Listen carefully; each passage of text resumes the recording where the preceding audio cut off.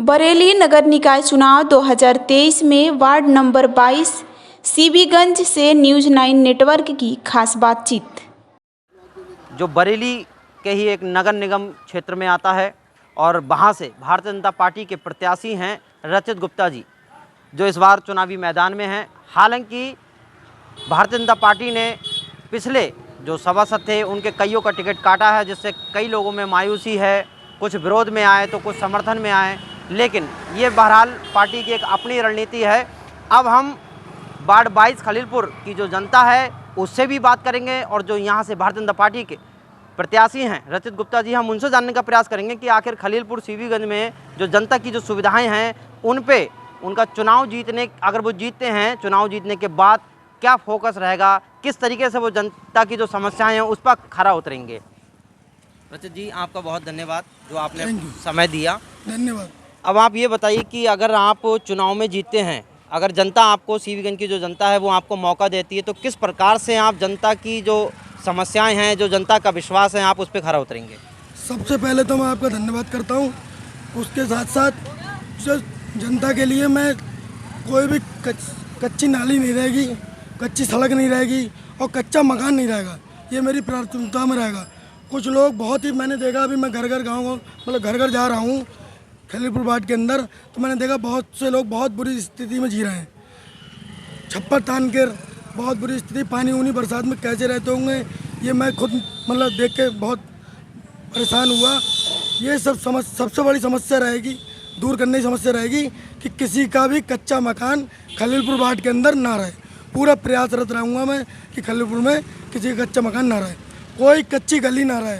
पिछले लोगों की समस्या मेरे सामने आई कि पिछली बार कुछ काम नहीं हो पाया किसी कारण, बस वो काम, कोई भी ऐसा कोई जो काम रुका हुआ है वो सब मैं पूरा कराने की प्रयास करूंगा पूरी तरह। रचित जी, जैसे कि देखने को मिलता है कि चुनाव से पहले जो प्रत्याशी होते हैं, चाहे वह एमएलए का चुनाव लड़ रहे हों या सांसदी का लड़ रहे हों, लोकसभा का लड़ रहे हों, ये एक छोटा सा चुनाव है नगर निगम का, तो बातें सब कोई करता है, लेकिन जनता कहती है कि जब चुनाव जीत जाते हैं तो फिर कोई शकल नहीं दिखाता है, शकल देखने को नहीं मिलती है। ऐसी बातें आ रही हैं, लेकिन उसके साथ साथ हमारा परिवार 3 बार चुनाव यहाँ से लड़ चुका है, जो कि हम 30, 40, 50 वोटों से यहाँ चुनाव हार गए।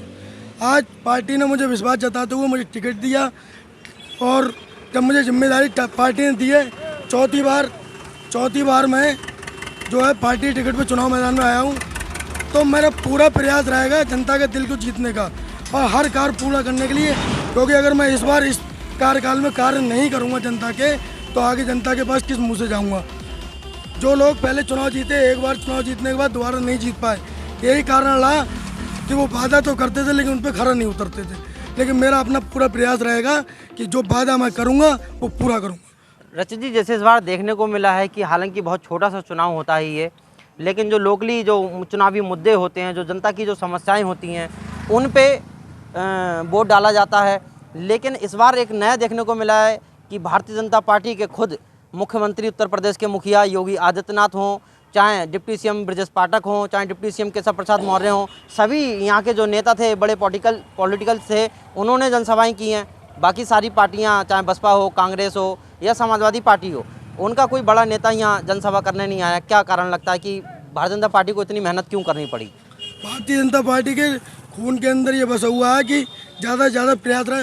भारतीय जनता पार्टी एक एक कार्यकर्ता बहुत लगन और मेहनत के साथ कार्य करता है, वो कभी भी ये नहीं सोचते हैं दूसरा क्या कर रहा है। भारतीय जनता पार्टी अपनी नीति, अपनी नीतियों के हिसाब से कार्य करती है और वो जनसभाएं वगैरह जो करना है वो हम लोगों के रीति रिवाज में है और हम लोग पूरी ताकत से अपना कार्य करते हैं। दूसरा क्या कर रहा है हमें इससे मतलब नहीं है। एक लास्ट सवाल, कितना विश्वास है आपको कि जब कल 11 तारीख को मतदान होगा तो जनता का आपको कितना समर्थन मिलेगा?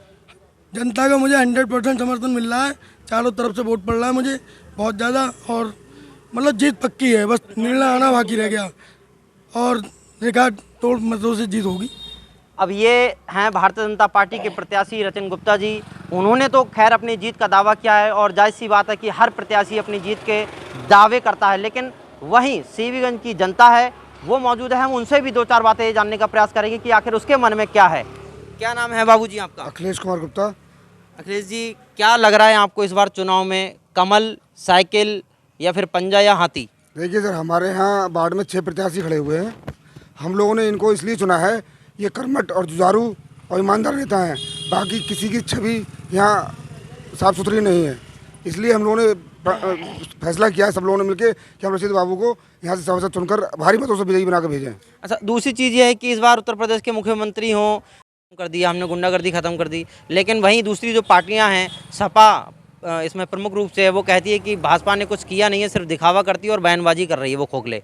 क्योंकि उन्हीं के पैसे का जाना ना, जो उनके नेता अभिनेता बन रहे थे, जो गुंडे बन रहे थे, उनको नष्ट किया जा रहा है, इसलिए उनको बुरा लग रहा है, सब ये बोल रहे हैं। समाजवादी पार्टी हो या कोई और दूसरी पार्टियां हैं, वो कह रही हैं कि एक समुदाय विशेष को देख के योगी सरकार टारगेट कर रही है, ये सही नहीं है। ऐसा कौन सा है? आप देखिए अभी कौन मारा गया, वो अतीक अहमद और अशरफ। उसके बाद में अभी एक विकास दुबे हुए, अमित त्यागी मारा गया। ये जो गुंडे हैं उनको मारा जा रहा है, कोई विशेष समुदाय नहीं दिखाया रहा है इसमें। लग रहा है आपको कि जो योगी सरकार कर रही है वो बिल्कुल सही कर रही है? और हम लोग इसीलिए बीजेपी के साथ में हैं। अच्छा, ये चुनावी जो मुद्दा है, जो नगर निगम का निकाय चुनाव का, इसमें क्या महंगाई कुछ मुद्दा रहेगी? महंगाई मुद्दा सर ये छोटे स्तर पे कहाँ रहती है, बड़े ऊपर स्तर की मसला है ये। और इसमें कब महंगाई नहीं हुई? वैसे इनकम बढ़ी लोगों की, वैसी सैलरियाँ बढ़ी हैं, उस हिसाब से तो महंगाई नहीं बढ़ी, जिस हिसाब से सैलरी और इनकम बढ़ी लोगों की। अब हम कुछ और लोगों से भी प्रयास करेंगे। क्या नाम है? सुनील कुमार पांडे। अच्छा पांडे जी, क्या लग रहा है आपको इस बार, कितना विश्वास है आपको? बहुत बढ़िया, इतना बढ़िया माहौल है, महिलाओं में इतनी खुशी की लहर है, इतना उनको ऐसा लग रहा है कि रात में भी कहीं निकल जाए सुरक्षा ही सुरक्षा है, पहले की तरह भय बिल्कुल खत्म हो चुका है। पब्लिक बहुत खुश है, जो योगी जी कर रहे हैं बहुत बढ़िया कर रहे हैं, और ऐसे ही करते रहे तो मैं समझता हूँ कि यहाँ सभासदी क्या, उत्तर प्रदेश में तो बीजेपी सरकार अब जानी ही नहीं है, तो आपको जाने भी नहीं देंगे। लग रहा है आपको कि भारतीय जनता पार्टी के जो यहाँ से प्रत्याशी हैं रचित गुप्ता जी, भारी बहुमत से मेयर साहब भी जीतेंगे, हमारे रचित गुप्ता भी जीतेंगे, इनकी टक्कर में कोई है ही नहीं यहाँ पर। जो निर्दलीय प्रत्याशी खड़े हुए थे डॉक्टर आयुष तोमर, समाजवादी पार्टी ने अपना समर्थन दे दिया। आप देख लेने, अगर आधे आधे का फर्क ना हो, अगर जितने मेयर साहब के होंगे उससे 2 गुने पड़े रहेंगे तो उनके गौतम जी को हमारे, आप ये भी चेक कर लेना। भारी बहुमत, चारों तरफ से समर्थन इतना ज़बरदस्त है, इतना उत्साह है लोगों के अंदर कि लोग इसको कल जो है त्यौहार की तरह मनाएंगे। अब हम कुछ एक आध युवाओं से बात करेंगे कि आखिर वो इस चुनाव को लेके क्या सोचते हैं। क्या नाम है आपका?